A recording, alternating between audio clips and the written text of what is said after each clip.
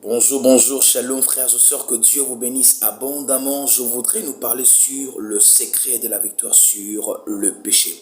Frères et sœurs, je ne sais pas moi quel est le péché qui est en train de ronger ta vie. Je ne sais pas moi quel est le péché qui est en train de te faire souffrir. As-tu un péché qu'on appelle généralement dans le jargon évangélique, on dit péché chéri? As-tu un péché chéri que tu as du mal à abandonner? Voilà, je voudrais te révéler un secret pour vaincre n'importe quel péché.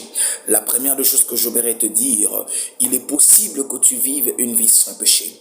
Il est possible que tu marches dans la crainte de Dieu. Il est possible que ta chair ne domine pas sur toi. Il est possible que tu marches dans la crainte, dans la sainteté, dans l'intégrité, dans la pureté et dans la droiture. Il y a un secret que je découvre dans la Bible et c'est tellement merveilleux que je voudrais partager avec toi. Afin que tu remportes la victoire sur les péchés qui est en train de ronger ta vie. Est-ce la colère, l'orgueil, est-ce l'impudicité, la débauche, la masturbation, est-ce la pornographie, est-ce, je ne sais pas moi, quel est le péché qui est en train de te faire souffrir, est-ce que c'est l'orgueil, je ne sais pas moi, et toi-même tu connais les péchés qui sont en train de te faire souffrir, est-ce que c'est la corruption, je ne sais pas moi, est-ce que c'est la haine, est-ce que c'est la jalousie, quel est le mal qui est en train de ronger ta vie?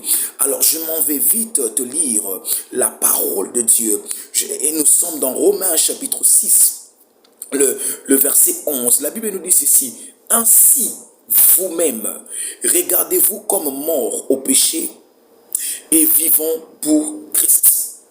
Ainsi, vous-même, regardez-vous comme morts au péché et comme vivants pour Christ. Et comme vivants pour Dieu en Christ. Et comme vivants pour Dieu en Christ. La Bible nous dit ceci: en ce qui concerne les péchés, que nous puissions nous regarder comme des personnes qui sont mortes. Écoute-moi, quand c'est les péchés, dis-toi que tu es mort et tu es un cadavre. Quand le péché vient vers toi, quand on te propose les péchés, dis à ton corps que mon corps, tu es un cadavre. Écoute-moi, un cadavre ne bouge pas, un cadavre ne parle pas, un cadavre ne fait rien.